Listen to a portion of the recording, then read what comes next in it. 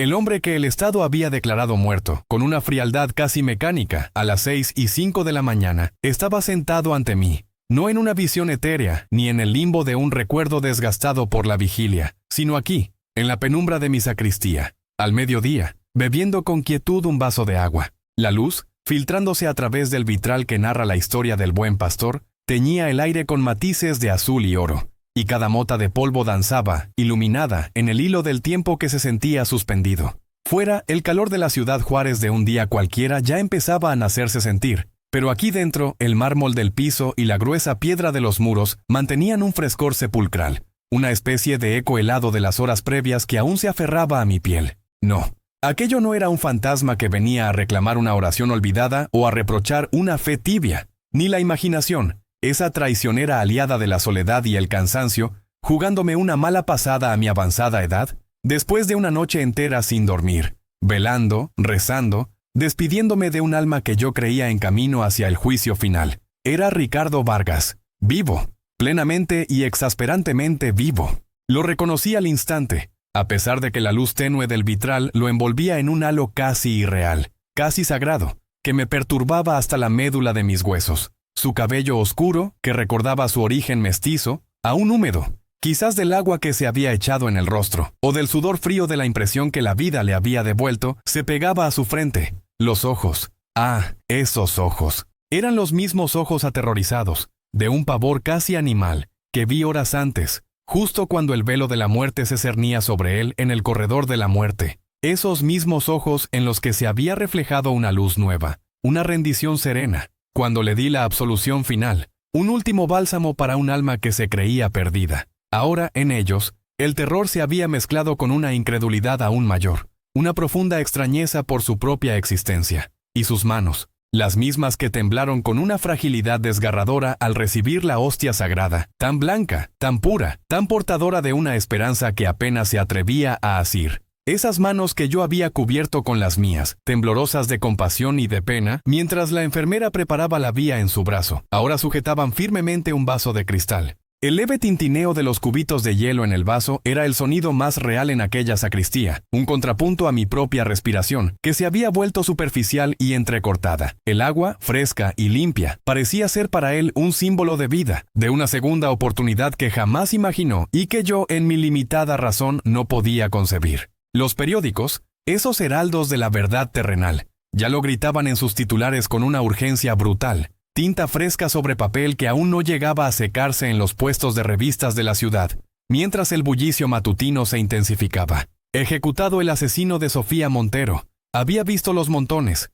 las fotografías sombrías de Ricardo, la sonrisa forzada de la familia de la víctima. El director del penal, un hombre de rostro adusto y voz grave, me había dado el pésame apenas salí de esa sala aséptica, tan fría y estéril como la propia muerte que allí se administraba, con el eco metálico de la sentencia aún resonando en mis oídos, en lo más profundo de mi alma. El médico forense, con la misma parsimonia y precisión de siempre, había firmado el certificado de defunción, un documento que convertía una vida en estadística, un alma en un recuerdo. Con mis propios ojos, padre, lo vi. Mi memoria, a pesar de la turbulencia emocional, se aferraba a cada detalle, cada instante de aquella agonía que se creía final. Vi cómo la vida, esa chispa inacible y misteriosa, se escapaba de su cuerpo, abandonando sus ojos, suavizando la tensión de sus músculos, dejando tras de sí una quietud impasible. Vi cómo, con una solemnidad casi litúrgica, aunque desprovista de fe, le cubrían con una sábana blanca y prístina,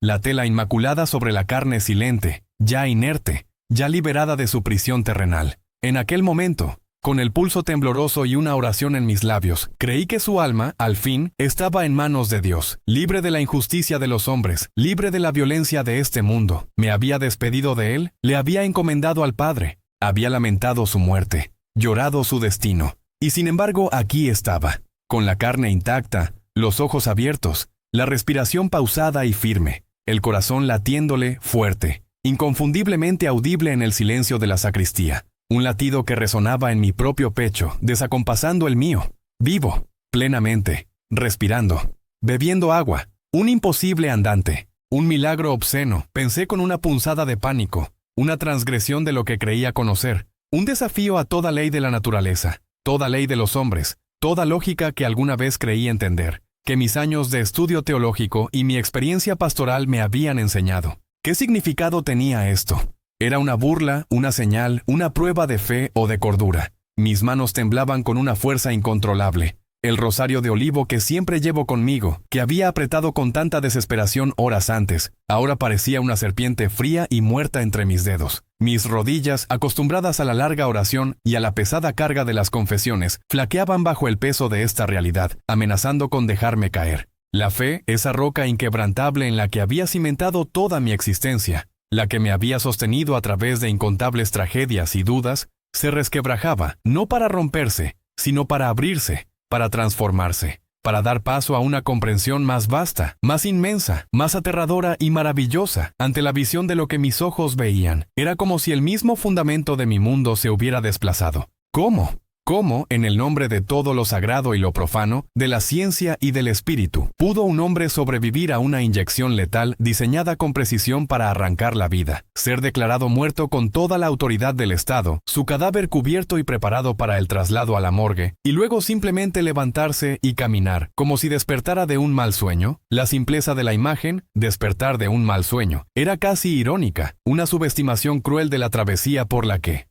había pasado. Este no era un simple despertar, era una resurgencia, una resurrección. La historia de este prodigio, de esta bofetada a la razón humana, de esta irrupción de lo divino en lo más mundano y cruel de la existencia, no comenzó con su inexplicable resurrección en esa camilla fría, en medio del asombro y el horror de los guardias y los médicos. No. La verdadera historia, el milagro, la revelación que aún hoy me hace temblar y alabar, comenzó mucho antes. Comenzó, Padre, en la certeza inquebrantable de su condena, y en el susurro humilde de una oración. Meses antes de aquella mañana impensable, aquella hora que se grabó en mi memoria no solo como un reloj, sino como un umbral entre lo posible y lo divino, conocí a Ricardo Vargas. La prisión es un lugar de paredes gruesas y ecos huecos, Padre. Las almas ahí dentro tienden a endurecerse como la piedra o a desmoronarse como el polvo. Y yo, capellán entre esos muros, era a menudo el único punto de contacto con una humanidad que muchos afuera preferían olvidar. Mi rutina era un peregrinar entre celdas, un oído para confesiones, un consuelo para los afligidos, una esperanza para los perdidos. Pero había algo en Ricardo que desde el primer momento me hizo sentir la carga de un destino excepcional. Él no era un hombre piadoso, no en el sentido que nosotros, los consagrados, solemos entender la piedad.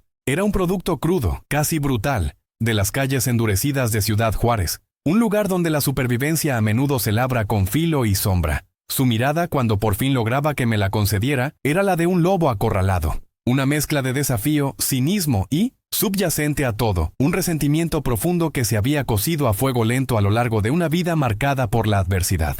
No era la mirada de un santo ni de un arrepentido, sino la de alguien que había aprendido a desconfiar de cada mano extendida, de cada palabra amable. Su historial era un prontuario de delitos menores, un mosaico de malas decisiones y circunstancias que lo habían empujado al margen, a la periferia de una sociedad que no conocía la misericordia para los caídos. Y esa historia, precisamente esa trayectoria de vida precaria, fue lo que lo convirtió en el sospechoso perfecto, el chivo expiatorio idóneo para el brutal asesinato de Sofía Montero. Sofía, la hija de un político influyente, cuyo nombre resonaba con el eco de la tragedia en cada noticiero, cada titular. Su muerte había desatado una ola de indignación pública, una sed de justicia que clamaba por una resolución rápida y ejemplar. Y Ricardo Vargas, con su rostro curtido, su pasado turbio y su apellido sin peso, era el candidato ideal para saciar esa sed. Las pruebas, me explicaron los oficiales con una frialdad casi mecánica, eran circunstanciales. Pero en el tribunal de la opinión pública, esas circunstancias se habían elevado a la categoría de verdad irrefutable.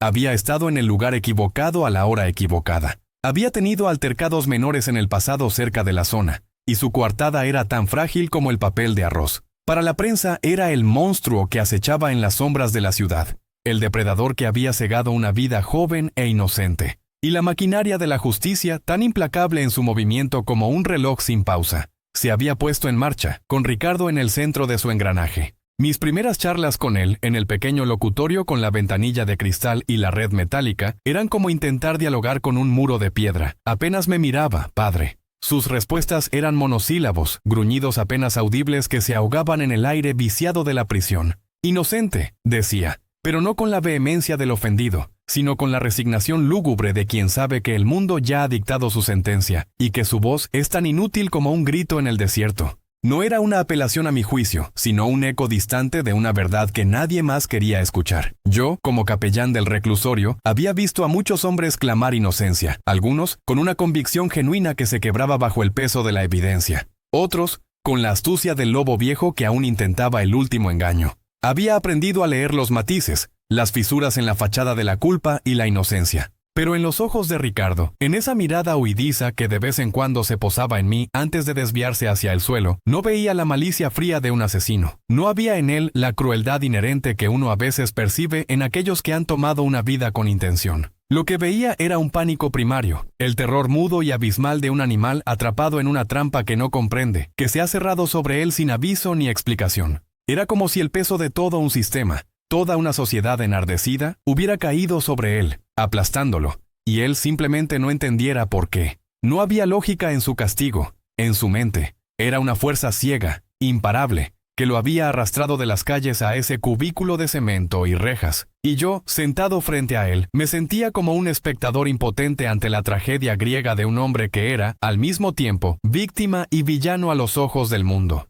Mi deber no era juzgar su culpabilidad legal, sino atender a su alma, a la chispa divina que aún residía, por muy oculta que estuviera, en cada ser humano. Pero, ¿cómo discernir la verdad del alma cuando la verdad del mundo era tan implacable, tan ruidosa? Me esforzaba por no juzgarlo. Mi hábito me exigía una caridad universal, un amor incondicional. Pero era difícil, padre, penetrar esa armadura de cinismo y resentimiento que Ricardo había forjado a lo largo de su vida. Él no hablaba de Dios, ni siquiera maldecía a Dios. Era como si Dios fuera una entidad inexistente en su universo, una palabra hueca que no tenía cabida en la cruda realidad de su celda, de su destino inminente. La fe no era una opción para Ricardo en ese momento. Era una abstracción inútil, un lujo que no podía permitirse quien luchaba por su propia existencia, aunque esa lucha pareciera ya perdida. Yo no insistía. Sabía que forzar la fe era como intentar obligar a una flor a abrirse antes de tiempo.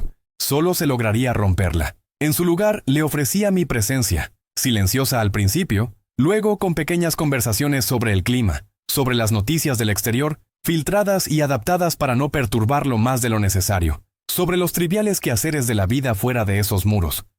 A veces, simplemente me sentaba y leía un pasaje de las Escrituras, sin esperar respuesta, observando cómo sus ojos vacíos se perdían en algún punto más allá de la ventana, o en el patrón de las paredes desnudas. Cada visita era una pequeña semilla de esperanza que plantaba, sin saber si alguna vez brotaría. Sabía que la confianza era un bien escaso en ese lugar, y aún más escaso para un hombre como Ricardo, y que sin ella ninguna otra puerta se abriría. El proceso legal, mientras tanto, continuaba su curso inexorable. Las apelaciones fueron denegadas una por una, cada una un golpe sordo que resonaba en el pequeño universo de su celda. La presión mediática, alimentada sin cesar por la implacable familia Montero y por una opinión pública ávida de retribución, era inmensa. Ricardo Vargas se había convertido en el monstruo que la sociedad necesitaba para sentirse segura, para creer que había un orden, una justicia que, al menos en este caso, funcionaría. El director del penal me lo decía con una mezcla de resignación y hastío. Padre, este caso está sellado. Es un circo mediático y el pobre diablo es el espectáculo principal. La sensación de inevitabilidad era palpable, asfixiante. Se cernía sobre la prisión, sobre la celda de Ricardo, sobre nuestras conversaciones. Cada día que pasaba, el reloj avanzaba un poco más, acercando el momento del cumplimiento de la sentencia. Ricardo, en su silencio, sentía ese peso. Su cuerpo, aunque inmóvil en la silla, parecía encogerse un poco más con cada visita de su abogado, con cada documento oficial que le era entregado. Los otros presos, incluso ellos, lo miraban con una mezcla de lástima y distancia, conscientes de que él ya estaba marcado, ya estaba del otro lado. Mi papel en esas semanas se transformó. Ya no era solo el capellán que visitaba a los presos, era el confesor de un hombre que se aferraba a la tenue llama de su inocencia, el único oído que, quizás, no lo había juzgado ya. Me convertí en el receptáculo de su soledad, de su angustia muda. No había confesiones de grandes pecados en esas primeras etapas, salvo los que su vida precaria ya le había forzado a cometer. Había solo una implacable repetición de su verdad. Yo no lo hice, padre. Una verdad que se ahogaba en el clamor de las pruebas circunstanciales y el juicio de los hombres. Este era el hombre, padre, al que se le había negado la esperanza, la justicia, incluso la dignidad de ser escuchado con un corazón abierto. Este era el terreno baldío donde, contra toda lógica y toda expectativa humana, la semilla de un milagro comenzaría, lentamente, dolorosamente, a ser plantada. Un milagro que no nacería de la fuerza o la sabiduría humanas, sino de la más pura desesperación, y de la silenciosa intervención de una fe que aún no había encontrado su ancla. El hombre que el Estado había juzgado ya, cuya alma se había convertido en el receptáculo de su soledad, de su angustia muda. No había confesiones de grandes pecados en esas primeras etapas, salvo los que su vida precaria ya le había forzado a cometer. Había solo una implacable repetición de su verdad. Yo no lo hice, Padre. Una verdad que se ahogaba en el clamor de las pruebas circunstanciales y el juicio de los hombres. Este era el hombre, Padre, al que se le había negado la esperanza, la justicia, incluso la dignidad de ser escuchado con un corazón abierto. Este era el terreno baldío donde, contra toda lógica y toda expectativa humana, la semilla de un milagro comenzaría, lentamente, dolorosamente, a ser plantada. Un milagro que no nacería de la fuerza o la sabiduría humanas, sino de la más pura desesperación, y de la silenciosa intervención de una fe que aún no había encontrado su ancla. Unos días después de aquella conversación inicial, que apenas si podría calificarse de tal, regresé a su celda con un objeto sencillo entre las manos. Era un rosario de madera, de esos que repartimos en la parroquia durante las misiones, toscos pero cálidos al tacto, con un crucifijo de metal sin pulir, que brillaba tenuemente bajo la escasa luz del corredor. Lo había escogido específicamente por su simplicidad, por su falta de ostentación, pensando que quizás su humildad podría sortear la coraza del cinismo de Ricardo. Entré como de costumbre saludándolo con un «Dios le bendiga, hijo», y deposité el rosario sobre la pequeña mesita de metal que hacía las veces de mobiliario en su celda, entre una taza de estaño y un puñado de papeles arrugados. Ricardo apenas levantó la vista. Su mirada, cuando finalmente se posó sobre el objeto, fue de una frialdad despectiva que aún hoy recuerdo con nitidez.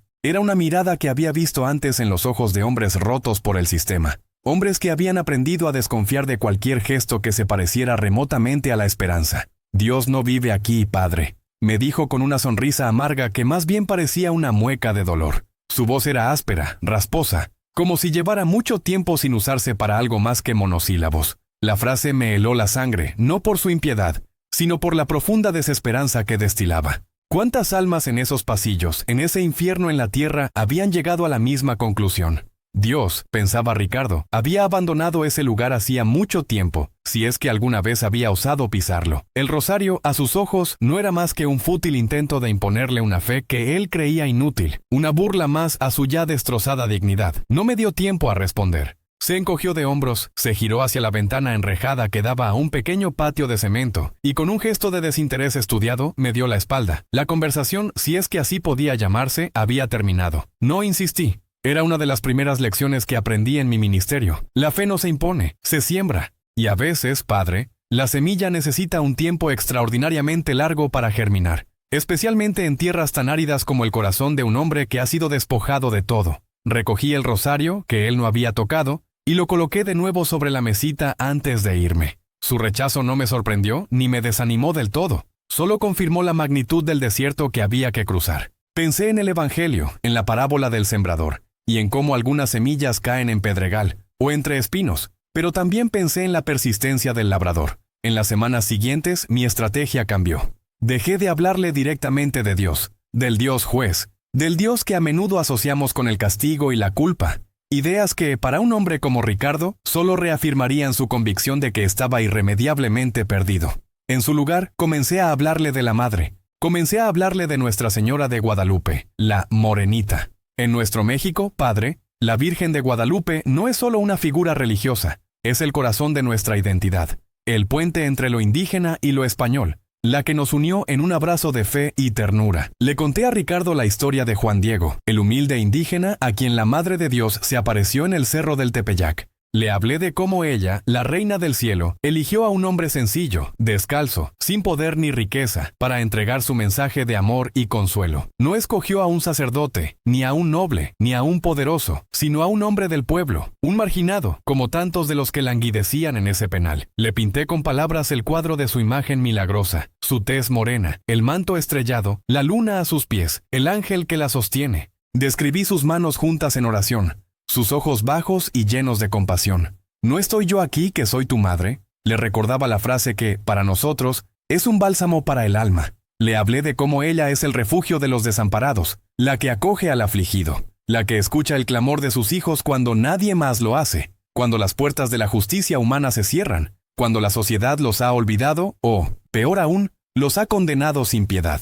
Ricardo escuchaba, pero al principio era una escucha pasiva, casi mecánica. Sus ojos seguían la línea de mi boca, pero su mente parecía perdida en algún lugar distante, quizás en los recuerdos de una vida que se había torcido, o en la implacable cuenta regresiva de sus días. A veces lanzaba un suspiro, o sus labios se fruncían ligeramente, pero no intervenía, no preguntaba. Yo hablaba con la fe inquebrantable de un hijo que conoce el amor de su madre, con la convicción de que, aunque las palabras no encontraran una respuesta inmediata, el Espíritu Santo las depositaría en lo más hondo de su ser, como la humedad en la tierra reseca. Le hablaba de María como la Madre Dolorosa, la que estuvo al pie de la cruz, viendo morir a su hijo inocente. Le decía que ella entendía el dolor de la injusticia, la angustia de ver a un ser querido sufrir sin culpa. En los ojos de Ricardo yo no veía la malicia de un asesino, sino la herida de un hombre atrapado, y pensé que la compasión de la madre podría ser el único bálsamo para esa herida. Le conté historias de otros hombres y mujeres que, en su desesperación, habían encontrado consuelo y fuerza en el regazo de la Virgencita.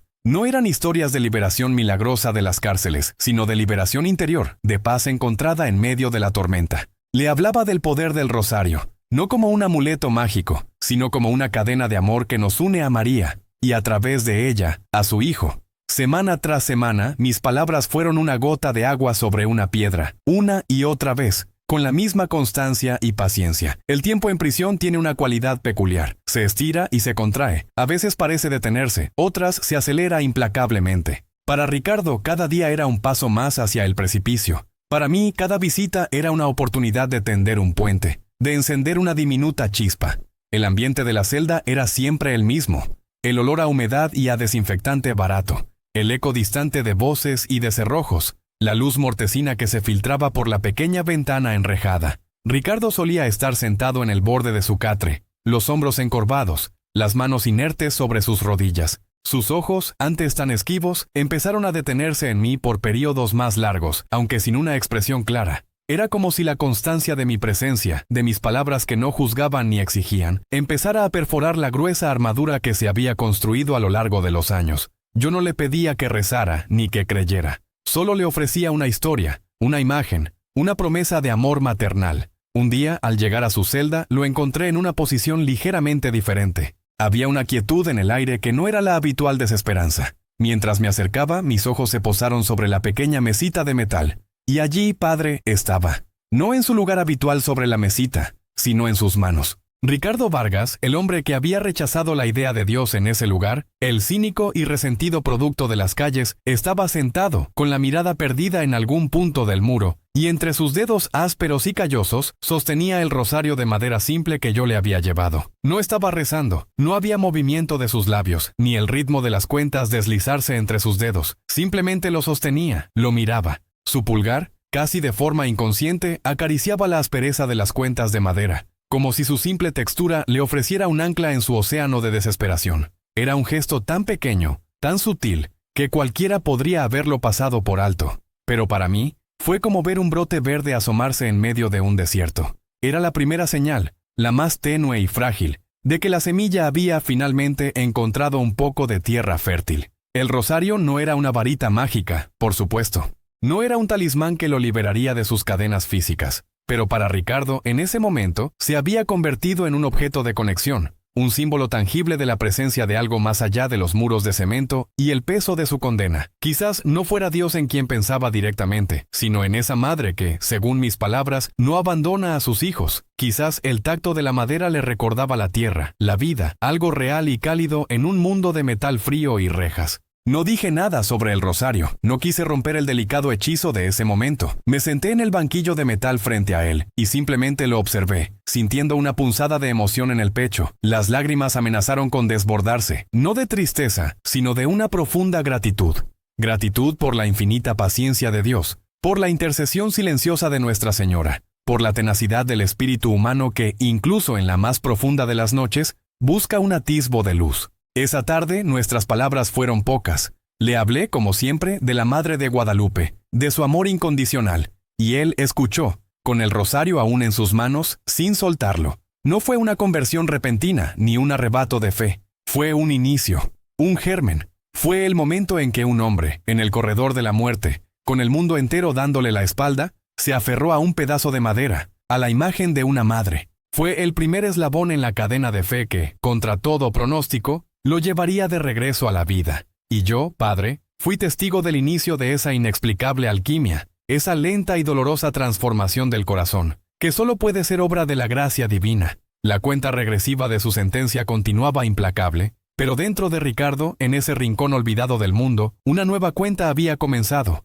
la de la esperanza. El sistema legal, hijo mío, es una vasta y compleja máquina, diseñada con la noble intención de la justicia, pero a menudo impulsada por los engranajes de la prisa, la presión y, tristemente, el prejuicio. En mis años como capellán he visto sus ruedas girar innumerables veces, a veces con la precisión de un reloj suizo, otras con la torpeza de un mecanismo oxidado que arrastra consigo vidas inocentes. En el caso de Ricardo Vargas, esa máquina no solo giraba, sino que parecía aplastar, con una inexorable fuerza, cualquier vestigio de esperanza. El aire de la prisión se sentía más pesado en esos días, cargado con el presagio de lo inevitable. Una manta helada que se extendía incluso a los rincones más soleados del patio. Yo sentía el peso de esa atmósfera en mis propios hombros, una opresión que me acompañaba desde la primera luz del alba hasta el anochecer. Desde el momento en que su condena fue dictada, el camino hacia la ejecución se convirtió en una espiral descendente, cada apelación denegada un nuevo giro en el sumidero de la desesperación. Era como ver a un hombre atrapado en arenas movedizas. Cada intento por salir lo hundía más profundo. Yo lo veía todo desde mi modesta posición de capellán, un mero observador en el gran teatro de la ley, con un asiento en la primera fila de la tragedia humana.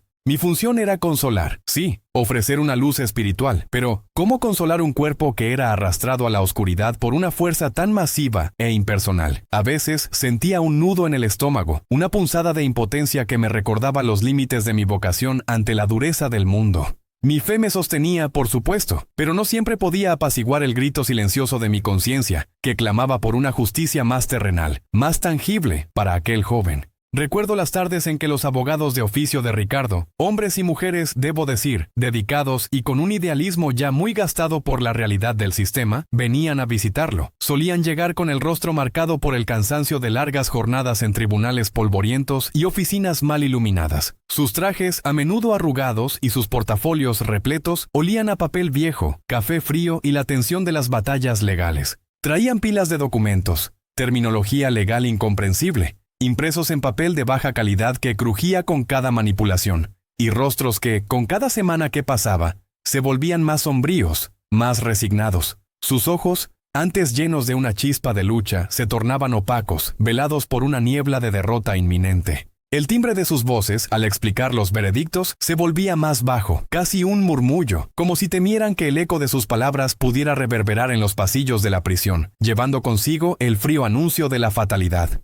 Ricardo apenas entendía los tecnicismos legales, esas palabras grandilocuentes que resonaban huecas en su celda. No comprendía los corpus delicti, ni los recursos de revisión. Pero, en cambio, comprendía el lenguaje de sus expresiones, de sus hombros caídos, de la forma en que evitaban su mirada directa, o de los suspiros que intentaban contener. Cada negada, cada desestimada, era una nueva puntada en el sudario que la sociedad le preparaba, una fibra más en la mortaja de su esperanza. Yo, a su lado, observaba cómo su cuerpo se encogía un poco más con cada mala noticia, cómo sus manos, antes inquietas, se apretaban sobre sus rodillas en un gesto de contención. No había gritos, no había rabia ya, solo una quietud terrible, el silencio de una vida que se va resignando a su final. Las apelaciones se fueron denegando una por una, como las hojas secas de un árbol en otoño, desprendiéndose con la frialdad de una estación moribunda.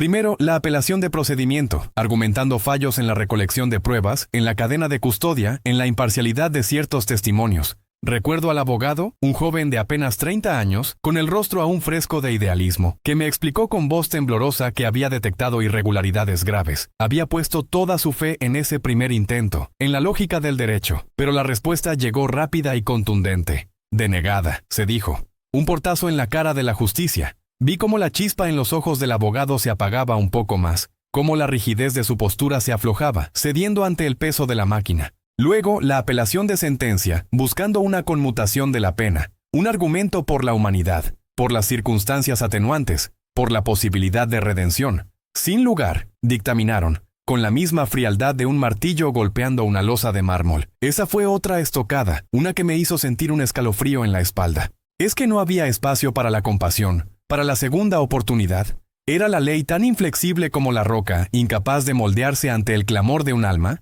Después, el recurso de amparo, la última esperanza en muchos casos, la invocación de derechos fundamentales, la súplica a la última instancia que pudiera mirar el expediente con ojos frescos. Improcedente, fue la fría respuesta. Esa última palabra, pronunciada por el director del penal con un gesto de resignación y una mirada de pena hacia mí, resonó en los pasillos como una campana fúnebre. Era el fin. La última puerta se había cerrado con un chasquido metálico, sellando el destino de Ricardo. Yo intentaba traducirle a Ricardo el significado de cada revés, suavizando las aristas más crueles de la jerga legal, envolviendo las palabras en un velo de esperanza que ni yo mismo terminaba de creer. Pero, ¿cómo endulzar la palabra muerte, cuando ya se cierne sobre ti con la inmediatez de una sombra, alargándose y oscureciendo todo a su paso? ¿Cómo hablar de esperanza cuando cada vía terrenal se ha sellado? Mi voz, por más que intentara mantenerla firme, a veces flaqueaba, y me sentía como un farsante, un pobre sacerdote intentando tejer un sudario de mentiras piadosas.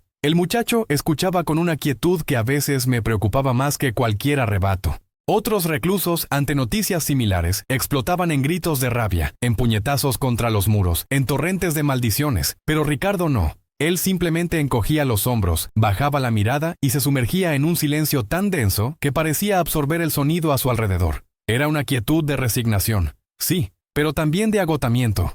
Había librado una batalla que nunca tuvo oportunidad de ganar, y ahora solo le quedaba la amarga victoria de la inmovilidad. Sus ojos, antes llenos de esa ira cínica, de esa mirada desafiante que había aprendido en las calles para sobrevivir, ahora reflejaban una desesperación más profunda, un cansancio del alma que trascendía el miedo a la muerte física. Era el cansancio de ser invisible, de ser una cifra en un informe, de ser el monstruo que la sociedad había creado en su imaginación colectiva, el villano perfecto para un relato fácil. Porque, sí, la presión mediática era inmensa, un torbellino que giraba sin cesar alrededor del caso de Sofía Montero, alimentándose de cada detalle, cada rumor, cada lágrima de la familia. Los periódicos, con sus titulares sensacionalistas en letras gordas, gritaban desde cada puesto de revistas en el centro de la ciudad. Las televisiones, con sus noticieros amarillistas, invadían cada sala, cada cocina, con imágenes de la joven víctima y el rostro de Ricardo, deshumanizado, demonizado. Ella era la hija de un político influyente, una joven de buena familia. Su tragedia un combustible perfecto para la sed de sensacionalismo que consume a nuestra sociedad. Una vida truncada de tal forma pedía una respuesta rápida, un culpable visible, una solución que apaciguara la sed de justicia o de venganza del público. Los periódicos hablaban de Ricardo Vargas como el asesino de Juárez, un depredador sin alma, la encarnación del mal. Los programas de televisión dedicaban segmentos enteros a su perfil, reconstruyendo su vida con una licencia poética macabra, hilando una narrativa de oscuridad y depravación, que lo hacía culpable mucho antes de que un juez pronunciara una sentencia, e incluso mucho después de que lo hiciera. Retrataban una infancia difícil, una juventud en los márgenes, como una prueba irrefutable de una maldad innata, una predeterminación al crimen. Nada de la humanidad que yo empezaba a atisbar en él, nada de su vulnerabilidad, lograba permear la coraza de la narrativa pública. Mi corazón de pastor se encogía al ver cómo se le despojaba de su esencia, cómo se le convertía en un mero arquetipo del mal, borrando la imagen y semejanza de Dios en él, al menos para el mundo. La familia Montero comprensiblemente clamaba justicia, y sus voces se amplificaban por cada altavoz, cada micrófono, cada cámara de televisión. Su dolor era real, su rabia palpable, y la maquinaria mediática lo usaba sin escrúpulos. Querían venganza, y Ricardo era el chivo expiatorio perfecto, la solución sencilla a un problema complejo, el rostro sobre el cual proyectar la frustración de una sociedad herida. Él era la víctima propiciatoria que calmaría la tormenta, sin importar si realmente era el culpable. El mundo exterior, ese que se alzaba más allá de los muros de concreto y concertinas de la prisión, celebraba la inminente justicia. Yo leía los titulares a escondidas, en mi pequeña oficina, el frío metálico de la radio apenas susurrando las noticias, sintiendo un nudo en el estómago que se apretaba con cada palabra. Veía a las personas en la calle, en los mercados, hablando con esa indignación tan común de quienes se sienten seguros y juzgan desde lejos. Sus voces llegaban hasta mí, en los murmullos de los guardias, en las conversaciones a media voz de los funcionarios. «¡Que lo ejecuten ya!», gritaban algunos. «Así se hace justicia», asentían otros, golpeando sus puños sobre las mesas de los bares. Era una sed casi primitiva, una catarsis colectiva que me helaba la sangre. Y en cada una de esas voces yo escuchaba un eco de esa maquinaria implacable, esa sed insaciable de venganza que a menudo se confunde con la verdadera justicia. La verdadera justicia, pensaba yo, no busca aniquilar, sino restaurar, no solo castigar, sino comprender. Pero la venganza, la venganza es un fuego que consume todo a su paso, sin dejar más que cenizas y más dolor. ¿Dónde estaba la compasión? ¿Dónde la misericordia que, como cristianos, se nos enseñaba a practicar? Mis reflexiones me llevaban a la soledad de mi capilla, arrodillado ante el sagrario, pidiendo a Dios que iluminara los corazones, no solo de los que esperaban la muerte, sino de los que la dictaban. Dentro de la celda de Ricardo, sin embargo, en ese pequeño cubículo de desolación, donde el único sonido era el goteo persistente de un grifo o el lejano tintineo de las llaves de los guardias, un cambio sutil pero profundo comenzaba a gestarse. Mientras el mundo se preparaba para su fin, Ricardo empezaba a renacer, aunque fuera en el espíritu.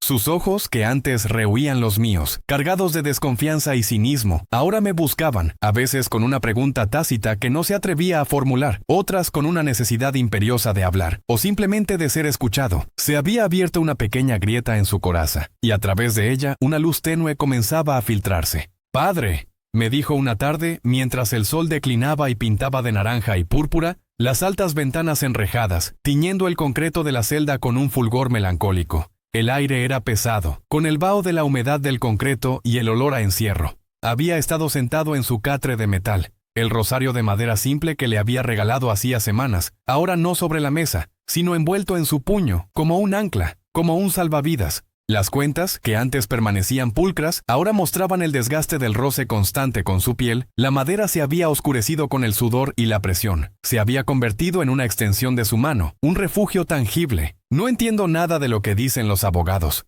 continuó, su voz apenas un murmullo que se perdía en el vasto silencio de la celda. «Solo sé que todos afuera quieren verme muerto. Quieren mi sangre, padre. ¿Usted cree que hay alguien allá arriba que sí escucha? Alguien que no esté ciego y sordo como todos aquí abajo». Fue una pregunta formulada con la sinceridad brutal de quien se encuentra al borde del abismo, despojado de toda pretensión, de todo orgullo. Sus ojos me clavaron una mirada que pedía una verdad absoluta, una respuesta que lo sacara del fango de su desesperación. No era una pregunta teológica, no me interrogaba sobre la existencia de Dios en términos abstractos. Era un grito, una súplica primal que brotaba de lo más profundo de su ser. Un alma desolada buscando un eco, una confirmación de que no estaba completamente solo en su abandono. En ese instante sentí la mano de Dios sobre mi propio corazón, guiándome. «Siempre hay alguien que escucha, Ricardo», le respondí con la voz suave, cuidando cada sílaba, sentándome en el taburete de metal frente a él,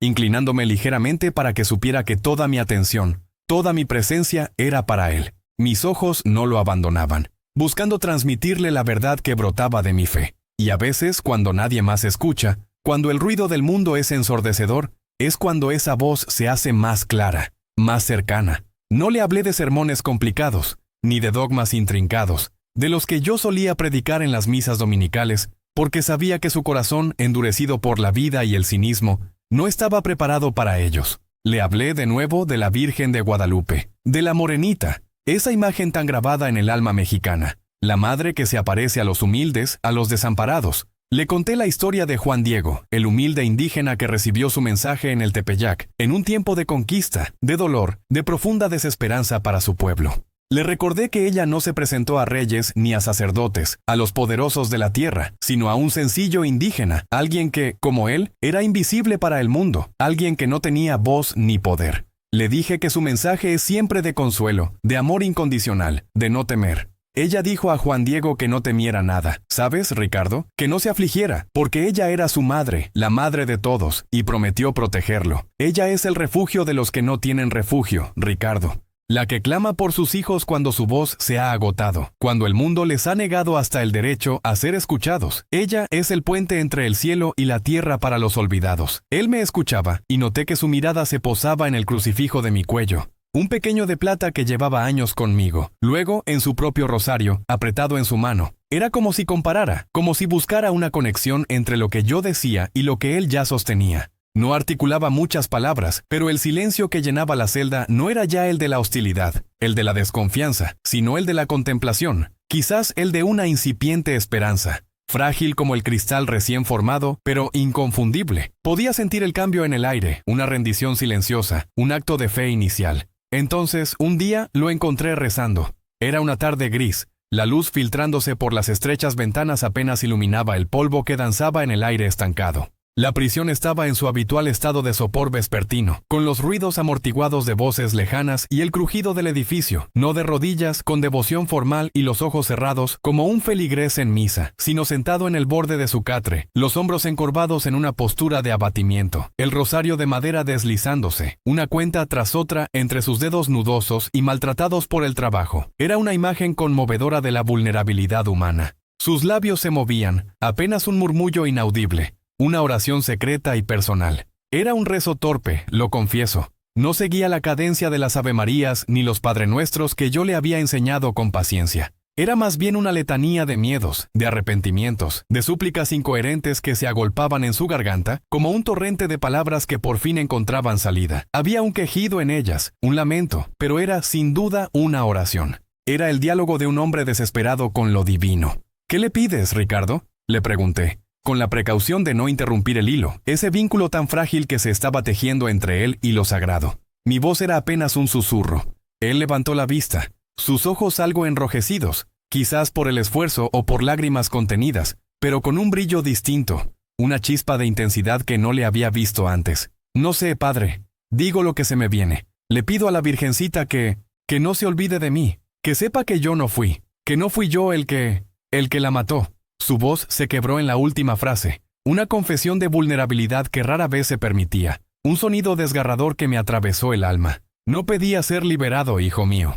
Esa era la parte que más me conmovía, la que me hacía comprender la profundidad de su transformación. Con cada rechazo de apelación, con cada titular de prensa condenatorio, la posibilidad de la libertad terrenal se había esfumado como humo en el viento. Ricardo no era tonto, sabía que su destino estaba sellado por la mano de los hombres. Su petición ahora no era para un cambio de sentencia aquí abajo, en este mundo imperfecto, sino para una vindicación en lo alto, ante un tribunal superior, el de la conciencia divina. Que sepa que yo no fui. Era el clamor desesperado de un alma inocente que buscaba ser reconocida como tal, aunque fuera por la Madre Celestial. No le importaba ya lo que el mundo pensara, sino lo que pensaba ella, la morenita, la que siempre escucha a los humildes. La fe de Ricardo, al principio, nació del más puro terror. El terror a la muerte, sí, a esa oscuridad final y definitiva que le esperaba en la camilla de ejecución. Pero también el terror a la ignominia, a ser recordado como un asesino, a llevar esa mancha ante el juicio final. Una mancha que no le pertenecía. Era una fe forjada en el crisol de la desesperación, no en la quietud de la contemplación, sino en el estruendo del miedo. Recuerdo una de esas noches silenciosas, cuando la prisión entera parecía contener la respiración, sumergida en un manto de oscuridad salpicada solo por las luces de seguridad. El frío del concreto se colaba por los barrotes, y el aire olía a moho y a desesperanza. Me había quedado más tarde de lo usual, atendiendo a algunos internos con inquietudes, con fantasmas que no los dejaban dormir. Pasé por la celda de Ricardo y lo escuché. No rezaba en voz alta, pero su cuerpo se sacudía levemente, como si librara una batalla interna, un forcejeo silencioso con sus propios demonios y con la abrumadora realidad de su sentencia. Me acerqué a la reja, mi sombra alargándose en el pasillo iluminado tenuemente. «Ricardo, ¿estás bien?», le pregunté, mi voz suave para no sobresaltarlo. Él se levantó de golpe, con un sobresalto, y se giró. Sus ojos estaban desorbitados, inyectados en sangre, bañados en lágrimas que corrían libremente por sus mejillas. «Padre, tengo miedo de irme así, miedo de que nadie sepa, miedo de lo que me espera, de lo que dirán de mí». En ese momento, despojado de toda la dureza que había construido a lo largo de los años, vi al niño asustado que la vida había endurecido hasta convertirlo en un hombre cínico. Mi corazón se conmovió. Aquella noche no le hablé de resignación, sino de compañía. «No estás solo, Ricardo. La Virgen de Guadalupe caminó con Juan Diego en el Tepeyac. Ella camina contigo en esta celda. Ella es la madre de los afligidos, la que enjuga las lágrimas de sus hijos. Le has hablado a ella de tu miedo, de tu verdad, de lo que te angustia el alma». Él asintió. las lágrimas surcándole el rostro, dejando un rastro brillante en su piel. Le he dicho que si me voy a morir, que me dé la fuerza para aceptarlo, pero que no deje que mi nombre muera como el de un asesino. Le pedí que ella misma dé testimonio de la verdad. Fue un punto de inflexión, una verdadera conversión en el corazón del condenado. A partir de entonces, sus oraciones adquirieron un fervor diferente, más allá del mero miedo. Ya no era solo el temor a la muerte, sino una profunda necesidad de conectar, de ser visto y escuchado por una entidad que, creía, trascendía la injusticia humana y la hipocresía del mundo. Clamaba a la Virgen no con la elocuencia de un erudito o la retórica de un predicador, sino con la urgencia cruda y elemental de un náufrago que se aferra a un madero en medio de una tormenta. Cada cuenta del rosario, cada Ave María balbuceada con su voz ronca, era un pequeño salvavidas en su océano de desesperación. Las oraciones eran su aliento, su ancla, su única certeza en un mundo que se desmoronaba a su alrededor. Observaba su transformación con un asombro silencioso, una profunda reverencia por la obra de la gracia. Sus manos, toscas y acostumbradas al trabajo duro de las calles, ahora sostenían el rosario con una delicadeza casi reverencial, como si fuera el objeto más preciado de su existencia. Su postura, antes rígida y desafiante, se había ablandado, encorvándose en un acto de humildad, de entrega total a la voluntad divina, o al menos, a la voluntad de la Madre. Había algo en su mirada que, a pesar de la pena, reflejaba una paz incipiente. Su fe no era la de un santo, de eso no cabía duda. No era la fe pulcra y ordenada de quien ha pasado años en la catequesis y la meditación, la fe de los teólogos o los místicos. Era la fe cruda, elemental, visceral, de un hombre al límite, un hombre que se aferraba al único madero a la vista, mientras las aguas turbulentas de la condena lo arrastraban hacia el abismo. Pero era, sin duda, la fe más auténtica que yo había presenciado en mucho tiempo. Recuerdo sus palabras un día, dichas con una convicción que me heló la sangre y al mismo tiempo me llenó de esperanza. Una contradicción que solo la fe podía resolver. Padre, le he dicho a la Virgencita que estoy listo para lo que venga, que si es su voluntad que yo muera, pues que así sea, que no peleo más, pero que me dé la gracia de aceptarlo con mi verdad en el alma, y que al menos ella sepa que no soy lo que dicen. Era una aceptación de su destino, no con una rendición pasiva y derrotista, sino con una reafirmación profunda de su inocencia ante el tribunal celestial. Había encontrado consuelo en la idea de que, aunque el mundo lo condenara, aunque los periódicos lo vilipendiaran y la sociedad lo olvidara, la Madre de Dios, la Morenita, conocía su corazón, conocía su verdad. Esta certeza le brindaba una paz extraña, una serenidad que contrastaba brutalmente con la tormenta que se desataba a su alrededor, una calma en el ojo del huracán. Su celda, que era un cubículo de muerte, se había convertido en un santuario improvisado, y él, un condenado a muerte, en un hombre de fe. La cuenta regresiva continuaba, implacable, marcada por los días que se desprendían del calendario en la pared de su celda, cada hoja arrancada un paso más hacia el final. Los guardias se volvían más sombríos en sus rostros, sus voces más contenidas. Los trámites administrativos se aceleraban con la frialdad de un proceso automatizado. La guillotina invisible del tiempo se cernía sobre él. Pero en el corazón de Ricardo, en ese rincón olvidado del mundo, en esa pequeña celda donde la desesperación había cedido su lugar a la oración, una nueva cuenta había comenzado.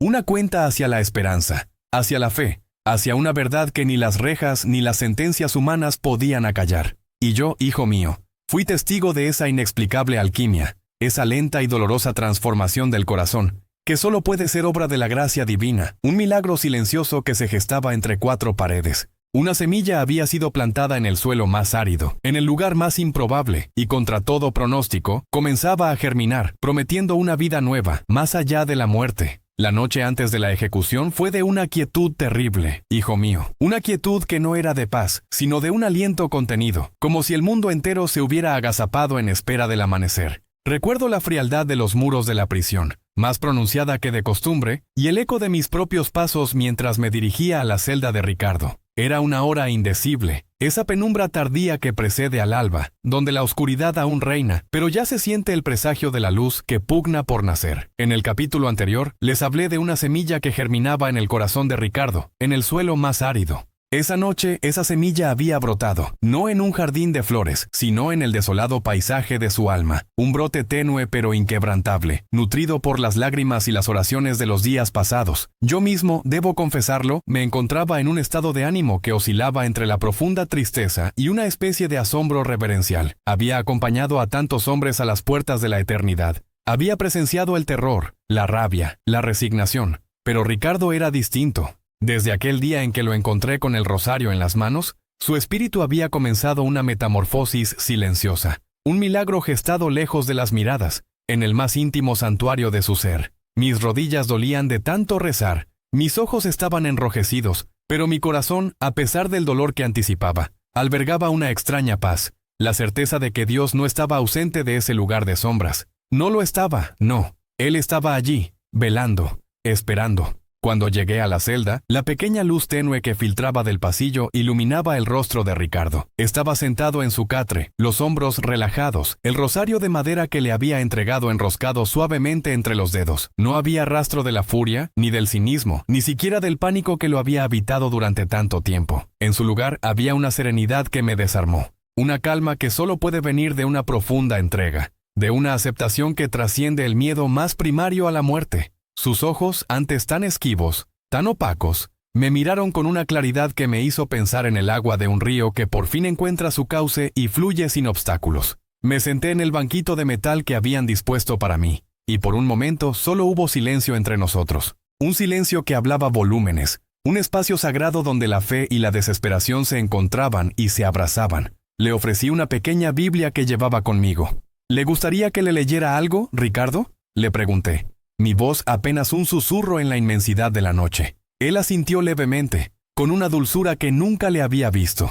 Abrí las páginas en los Salmos, aquellos cantos ancestrales de lamentación y esperanza que han consolado a la humanidad a través de los siglos. Elegí el Salmo 23, El Señor es mi pastor, nada me falta, y el Salmo 139, Señor, tú me sondeas y me conoces. Mientras leía sobre valles de sombra de muerte y la omnipresencia de un Dios que nos conoce desde antes de nacer, observé a Ricardo. Sus ojos estaban cerrados. Su respiración era profunda y regular. No era una pose, hijo mío. Era una inmersión, una absorción de cada palabra, como un hombre sediento que bebe de un manantial. Parecía encontrar consuelo en la promesa de un pastor que lo guiaba, incluso en el abismo más oscuro, y en la certeza de un Dios que lo tejía en el vientre materno, conociendo cada una de sus partes, incluso las que él mismo había creído ocultar. Después de un tiempo, cerré la Biblia. La atmósfera en la celda se había transformado. Ya no era un espacio de condena, sino un santuario improvisado. ¿Hay algo que desee confesar, Ricardo?, le pregunté, preparándome para escuchar, como un canal humilde, lo que su corazón quisiera desahogar. Suspiró profundamente, abriendo los ojos. Padre, dijo, y su voz, aunque baja, era firme. He cometido muchos errores en mi vida. Robé, mentí, fui un hombre lleno de rencor y amargura. La calle me hizo duro y me alejé de Dios mucho tiempo. Comenzó a relatar, no con la autocompasión de quien busca excusas, sino con la sobriedad de quien mira su pasado con la honestidad de la fe. Habló de pequeños hurtos que terminaron en heridas, de palabras que laceraron, de oportunidades perdidas, de la rabia que lo mantuvo cautivo incluso antes de que las rejas de la prisión lo hicieran. Era una letanía de pecados, sí, pero pecados humanos, producto de una vida difícil, de un entorno hostil, de decisiones equivocadas, y mientras hablaba, un peso pareció levantarse de sus hombros. Cada palabra era un ladrillo que caía de un muro invisible, que lo había separado de la gracia. La luz de la celda, ahora, parecía un poco más brillante, o quizás era la luz que emanaba de su alma al ser purificada. Pero, hijo mío, en toda esa confesión, en toda esa honesta revisión de su vida, jamás hubo una sola palabra sobre el asesinato de Sofía Montero. No hubo una admisión, ni una vacilación, ni un matiz que indicara que él era responsable. Su inocencia en ese crimen en particular seguía siendo, para él,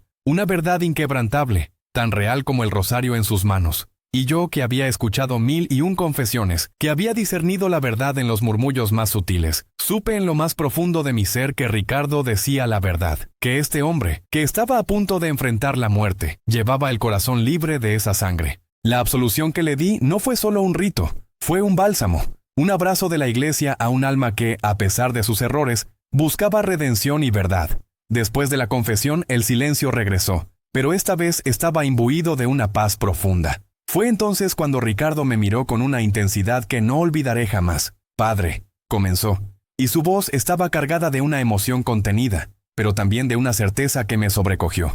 «He pasado toda la noche rezando el rosario. Desde que me trajeron aquí por última vez, no he soltado las cuentas», suspiró y continuó. «Cada palabra medida, cada una cargada de una fe que me humillaba. Le pedí a la Virgencita que, si este es el cáliz que debo beber, que me dé la gracia de aceptarlo, que me dé la fuerza para no temer, para no renegar, que me permita irme con paz en el corazón, sabiendo que, aunque los hombres me condenen, Dios me perdona». Había en sus palabras una madurez espiritual que contrastaba con el hombre que había conocido meses atrás. Pero luego, su expresión cambió. Una súplica se encendió en sus ojos, una llama de esperanza que parecía desafiar toda lógica y toda razón. «Pero, padre», dijo, su voz se quebró ligeramente por primera vez. «Le rogué algo más a mi madre, a Nuestra Señora. Le pedí que no dejara que mi nombre muriera como el de un asesino. Le rogué con toda la fuerza de mi alma que ella misma diera testimonio de la verdad, que de alguna manera, si soy inocente, ella lo hiciera saber.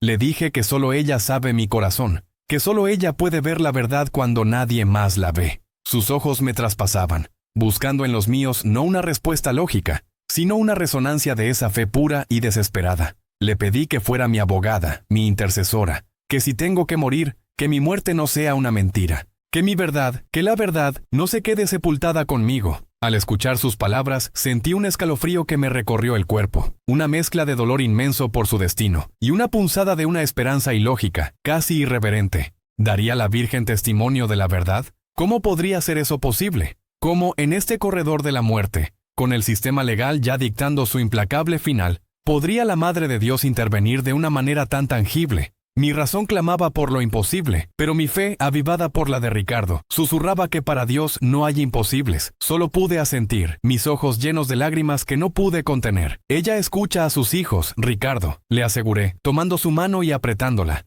«Ella escucha». Fueron sus últimas palabras de esperanza, hijo mío. Sus últimas palabras antes de que el tiempo, ese verdugo silencioso, cobrara su precio. La quietud de la celda se hizo palpable. El tic-tac de un reloj imaginario resonaba en nuestros oídos. Esperamos, y esperamos. El aire se volvió denso, cargado con el peso de la inminencia. Cada minuto era una eternidad. Cada sombra en la pared parecía alargarse y contraerse con la respiración del universo. El silencio se rompió por fin. No fue un grito, ni un estruendo, sino el sonido metálico de las llaves, el chirrido de la puerta principal del corredor, y luego los pasos. Pasos lentos, deliberados, que se acercaban inexorablemente a nuestra celda. Eran las 5 de la mañana. Ricardo levantó la vista. No había pánico en sus ojos, solo una profunda resolución. Se puso de pie, su rosario aún en su mano, su figura erguida a pesar de todo lo que había sufrido. Cuando los guardias llegaron a la puerta, 2 hombres fornidos con rostros pétreos, ya no había necesidad de palabras. Su presencia era el mensaje.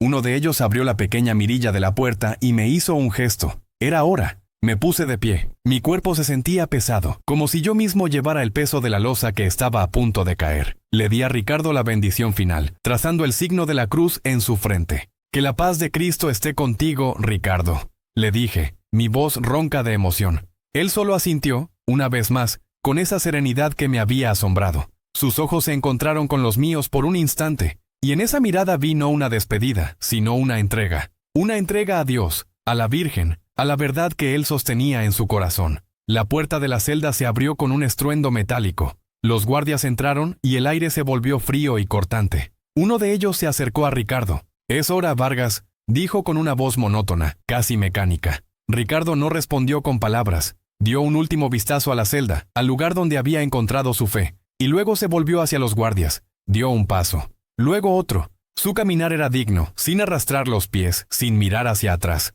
Pasó junto a mí, y por un microsegundo, su mano, que seguía aferrando el rosario, rozó la mía. Sentí el calor de su piel, la textura áspera de la madera, una conexión fugaz con un hombre que caminaba hacia lo desconocido. Los guardias lo flanquearon, uno a cada lado, y comenzaron a guiarlo por el pasillo. Vi cómo su figura se alejaba, el rosario aún en su mano, un pequeño punto de luz en la penumbra del corredor. Su sombra se alargaba y se encogía con cada paso, hasta que finalmente, la oscuridad del pasillo lo envolvió por completo. La puerta se cerró detrás de ellos con un clic resonante, y yo me quedé solo en la celda vacía, el eco de sus pasos todavía en mis oídos, el olor a desinfectante y desesperación aún en el aire. Me arrodillé en el suelo frío, el rosario que llevaba en mi propio bolsillo apretado con fuerza entre mis dedos. Las lágrimas corrieron libremente por mi rostro ahora, lágrimas de impotencia, de tristeza, pero también de una fe que, contra todo pronóstico, se negaba a extinguirse. Había sido testigo de una transformación,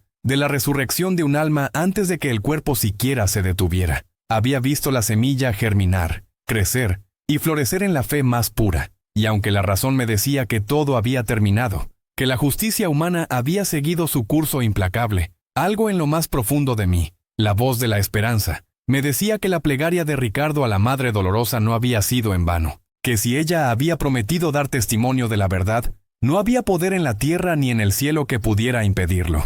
La noche, que había sido tan larga y sombría, comenzaba a ceder ante el primer, tímido rayo de un amanecer que traería consigo no solo el día, sino un evento que desafiaría toda lógica y cambiaría para siempre el significado de la justicia, la fe y el milagro. La madrugada, fría y desapacible, no había disipado la penumbra que se anidaba en mi corazón.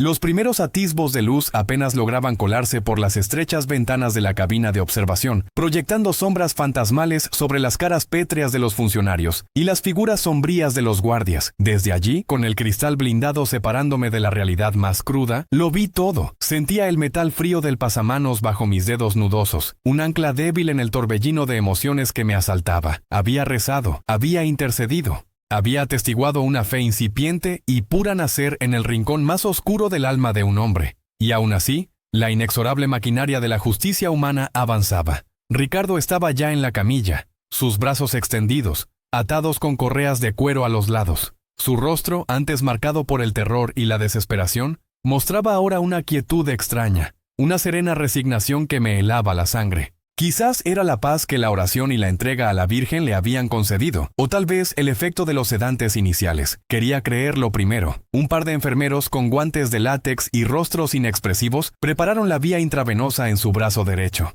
Vi cómo la aguja perforaba la piel. Un pequeño temblor recorrió el cuerpo de Ricardo, pero no hubo gemido, solo un suspiro casi imperceptible. La vida, a veces, se escapa con menos drama del que uno esperaría. El director del penal, un hombre de rostro duro y pocas palabras, me lanzó una mirada fugaz. Sus ojos, habitualmente fríos, mostraban un atisbo de algo que no pude descifrar. ¿Cansancio? ¿Compasión? ¿O simplemente la carga de su oficio? A su lado, un médico con gafas de montura metálica y una bata impecablemente blanca dio la señal. Con una precisión casi quirúrgica, un ayudante abrió los grifos de un dispositivo complejo, liberando el primer fármaco en el torrente sanguíneo de Ricardo.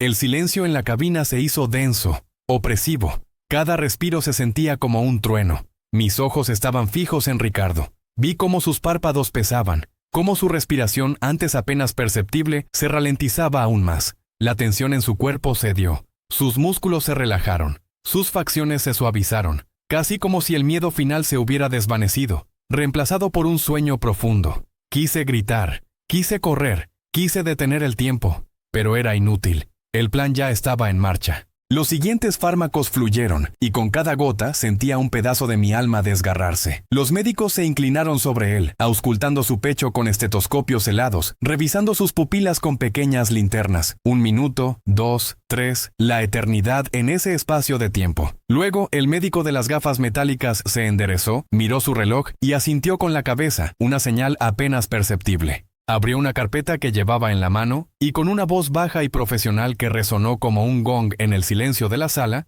pronunció las palabras que sentenciaron la vida terrenal de Ricardo. Hora de la muerte, 6:05 de la mañana. El director del penal se volvió hacia mí. Puso una mano pesada sobre mi hombro. Un gesto de pésame que, en ese momento, se sintió como una losa. «Lo siento, padre», murmuró, su voz apenas audible. Yo no pude responder. Las lágrimas, contenidas durante horas, finalmente se desbordaron, ardientes y amargas. Mis labios se movían en silencio, articulando oraciones por el alma de Ricardo, por su inocencia, por la misericordia divina que, esperaba, lo recibiría. Sentía una derrota aplastante, una sensación de fracaso. Había rezado con él, le había prometido que la Virgen lo escucharía, y sin embargo, el destino humano había prevalecido. Un par de guardias se acercaron a la camilla. con un movimiento mecánico y desapasionado. Cubrieron el cuerpo inmóvil de Ricardo con una sábana blanca, la tela cayendo sobre él como un sudario. Se preparaban para el siguiente paso, el traslado a la morgue, la formalidad final de lo inevitable. Sentía el corazón encogido, el alma en vilo, mientras veía cómo la tela lisa ocultaba para siempre el rostro que había llegado a conocer en esas largas noches de confesión y oración. El mundo, pensé, acababa de ejecutar a un hombre inocente, y el clamor a la Madre Dolorosa, tan sincero y desgarrador, no había sido suficiente. La esperanza, esa pequeña llama que Ricardo había encendido en mí, parecía ahora ahogarse bajo la losa de una justicia ciega. Y entonces sucedió. Primero fue un murmullo, un sonido apenas perceptible, como el roce de la tela en la quietud de la sala. Todos los presentes, acostumbrados a la rutina sombría, parecieron ignorarlo. Yo, sin embargo, con la mirada aún fija en la camilla, sentí un escalofrío. Mis ojos, empañados por las lágrimas, creyeron ver algo, una ligera ondulación bajo la sábana. Me froté los ojos pensando que era la fatiga o el pesar jugando con mi mente. Pero no, la ondulación se repitió, más pronunciada esta vez. Un guardia que ya se disponía a empujar la camilla dejó escapar un grito ahogado. No fue un grito de terror, sino uno de pura incredulidad, de asombro que le cortó el aliento. Su mano, que había estado a punto de tocar la sábana, se quedó suspendida en el aire, temblorosa. Él señaló con el dedo hacia la camilla. Su rostro, que antes había sido el paradigma de la inexpresividad profesional, ahora estaba pálido, teñido de un horror primitivo. Sus ojos se abrieron desmesuradamente, fijos en un punto. Todos los demás en la sala se volvieron, sus miradas siguiendo la dirección del dedo tembloroso del guardia. El director del penal, el médico de las gafas metálicas, los enfermeros, los otros guardias, una docena de pares de ojos, todos fijos en un punto blanco en el centro de la camilla. La sábana, antes inerte, comenzó a moverse con más violencia. No era una brisa, no era una ilusión, era un movimiento deliberado, ascendente, como si algo debajo de ella estuviera empujando con una fuerza vital innegable. Los murmullos crecieron, mezclándose con jadeos y respiraciones entrecortadas. El aire en la sala se cargó de una tensión casi eléctrica, palpable. Nadie se atrevía a hablar, nadie se atrevía a moverse. Era un silencio diferente al de antes, un silencio nacido del pavor, de la confrontación con lo imposible. Y en ese instante, ante los ojos atónitos de una docena de testigos, la sábana blanca se infló y con un crujido de la tela, se deslizó lentamente hacia los pies de la camilla. Ricardo Vargas se incorporó. No fue un movimiento torpe ni vacilante. Fue un levantamiento lento, deliberado, como si un peso invisible se hubiera disipado de sus hombros. Sus ojos, que minutos antes habían estado velados por la muerte, se abrieron de golpe, un azul intenso y claro, buscando desesperadamente el aire. Una bocanada profunda, desgarradora, como la de un ahogado que emerge a la superficie tras una lucha a vida o muerte, en las profundidades de un océano negro. El sonido de esa primera respiración, ruidosa y elemental, fue lo único que rompió el silencio de la sala. Sus manos, libres de las ataduras que habían sido deshechas por algún poder inexplicable, se dirigieron con una fuerza instintiva hacia su brazo. Con un movimiento brusco y decidido, arrancó las vías intravenosas que aún colgaban de su piel. No había sangre, no había dolor aparente, solo la determinación de un hombre que ha regresado de un viaje más allá de toda comprensión. Yo estaba petrificado, incapaz de articular una palabra, incapaz de moverme. Mis lágrimas se habían secado en mis mejillas, reemplazadas por una piel de gallina que me erizaba desde la coronilla hasta la punta de los pies. Lo que estaba viendo desafiaba la ciencia, la lógica, la razón. Ricardo Vargas, declarado muerto a las 6:05 de la mañana, estaba sentado en la camilla, vivo, completamente vivo. No era un fantasma, no era una alucinación. Su mirada, ahora tan llena de vida y de una sorpresa inmensa como la de los presentes, recorrió la sala, deteniéndose quizás un momento en mi figura, antes de caer sobre sus propias manos, como si él mismo no pudiera creer lo que acababa de ocurrir. Los rostros a mi alrededor eran espejos del mío propio, estupefactos, incrédulos, algunos teñidos de un miedo reverencial. El médico de las gafas metálicas balbuceó algo incomprensible. El director del penal, con la boca ligeramente abierta, se había llevado una mano al pecho. Los guardias retrocedieron, como si la figura sentada en la camilla fuera una aparición sobrenatural. En ese momento, en medio de aquel caos silencioso de incredulidad y asombro, la voz de la esperanza, la que me había susurrado en la oscuridad de la noche, resonó con una claridad atronadora en mi alma. Ricardo había clamado a la Virgen que diera testimonio de su verdad, Y ella, la Madre Dolorosa, la Morenita de Guadalupe, había escuchado, había obrado lo imposible. No había poder en la tierra que pudiera detener el milagro, la manifestación de su intercesión. El significado de la justicia, la fe y el milagro acababa de ser reescrito ante mis propios ojos. Era una realidad tan innegable como el latido de mi propio corazón, y tan sobrecogedora como la inmensidad del cielo al amanecer. El aire en la cámara de ejecución seguía cargado de una incredulidad palpable, de un asombro que se negaba a dar crédito a lo que los ojos veían. Ricardo, nuestro Ricardo, el que había sido declarado muerto,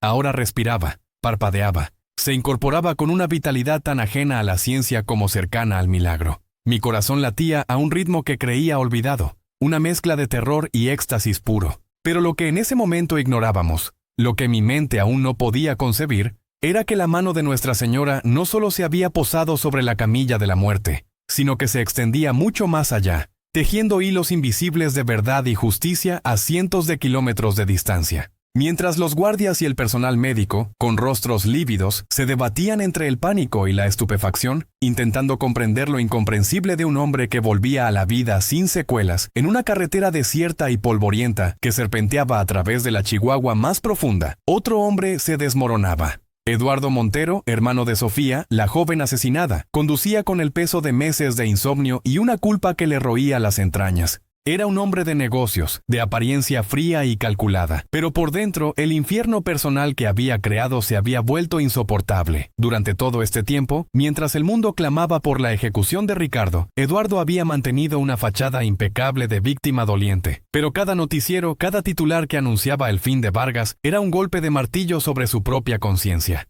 Esa mañana, la misma mañana en que Ricardo enfrentaba su destino final, Eduardo sentía que el aire se le escapaba de los pulmones. Se detuvo bruscamente a un lado de la carretera, con el cuerpo tembloroso y la frente perlada de sudor frío. No era el calor del desierto, sino un frío interior que lo helaba hasta los huesos. Y fue entonces, en ese instante de quiebre absoluto, que ocurrió. Como un relámpago que rasga la oscuridad más densa, una imagen se incrustó en su mente con una nitidez espantosa, innegable. No era un pensamiento, no era un recuerdo distorsionado por la culpa, era una visión. Ante sus ojos cerrados, o quizá abiertos a una realidad que trascendía la terrenal, apareció ella, Nuestra Señora de Guadalupe, la Morenita, la misma a la que Ricardo había clamado en su celda. Su rostro, habitualmente sereno y compasivo, estaba bañado en lágrimas, lágrimas que parecían brotar no solo de sus ojos, sino del lienzo sagrado que la enmarcaba, y en un gesto lento, desgarrador, la Virgen extendió una mano, no hacia él,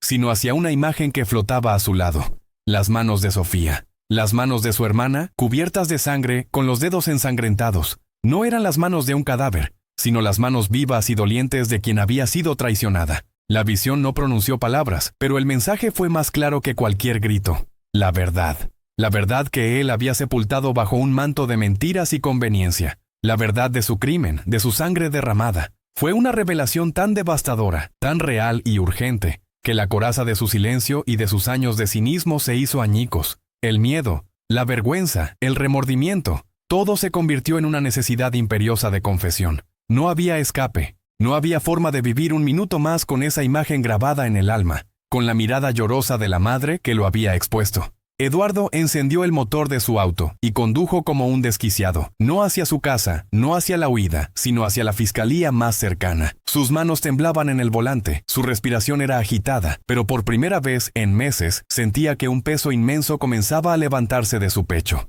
Al llegar, se desplomó frente al fiscal de turno, un hombre joven y desorientado ante la figura de aquel empresario respetado, con la voz entrecortada, balbuceando al principio, pero con una fuerza que crecía con cada palabra. Eduardo Montero confesó. Detalló cómo, en una disputa acalorada por la herencia familiar, había atacado a Sofía, cómo, en un momento de furia ciega, la había golpeado fatalmente, y cómo, para desviar la atención y asegurar su coartada, había plantado pruebas falsas, aprovechándose de los antecedentes de Ricardo Vargas, el sospechoso perfecto, que ahora, a esa misma hora, agonizaba o ya había muerto en la cámara de ejecución. La confesión fue completa, devastadora. El fiscal, pálido y perplejo, no perdió un segundo. La información era demasiado grave, demasiado explosiva. De inmediato levantó el teléfono y marcó al director del penal. La llamada, con la voz del fiscal que anunciaba la confesión del verdadero asesino de Sofía Montero, llegó al penal en el momento exacto.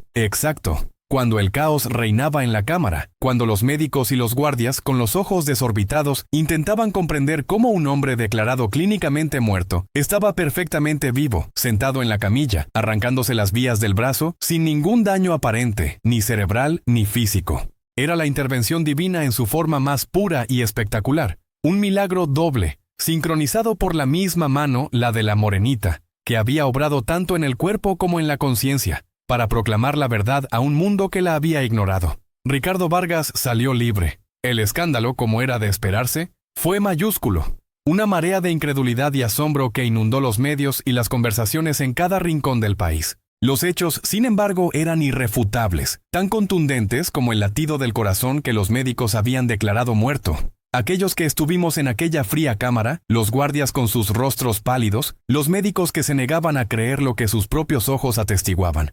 Los funcionarios que de pronto se veían envueltos en un suceso que desafiaba toda lógica. Todos fuimos testigos, docenas de nosotros. Nadie pudo explicarlo. La prensa, en un intento desesperado por contener la marea de lo inexplicable, lo calificó de anomalía médica sin precedentes, de fenómeno biológico, de milagro científico, una contradicción en sus propios términos. Pero nosotros, los que habíamos visto la sábana moverse y a un hombre regresar del umbral final con una bocanada de vida tan profunda, tan elemental, tan improbable, sabíamos. Sabíamos que habíamos sido elegidos para presenciar una intervención divina en su forma más pura y luminosa. Ricardo no regresó a las sombras de su vida anterior. El hombre que había emergido de la camilla de ejecución no era el mismo que había entrado. No era solo su cuerpo el que había sido transformado, era su alma.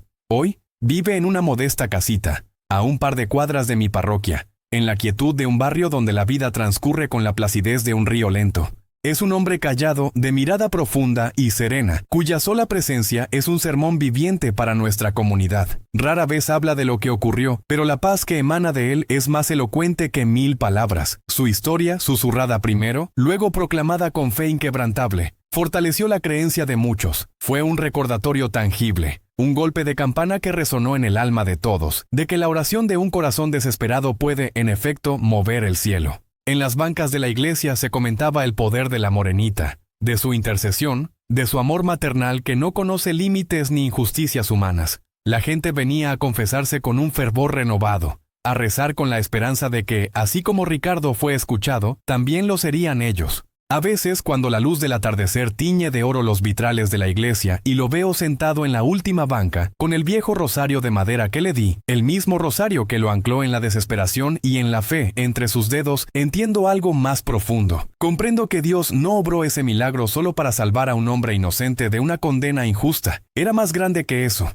Era un recordatorio palpable de que su misericordia es inescrutable, que su poder trasciende nuestra limitada comprensión de la justicia humana, y que su madre, nuestra amada Virgen de Guadalupe, nunca abandona a quien clama a ella en la más profunda y oscura de las noches, incluso cuando todo parece perdido. Fue un testimonio, el más milagroso que he presenciado, de que la fe, por pequeña que sea, puede mover montañas y resucitar al ya declarado muerto.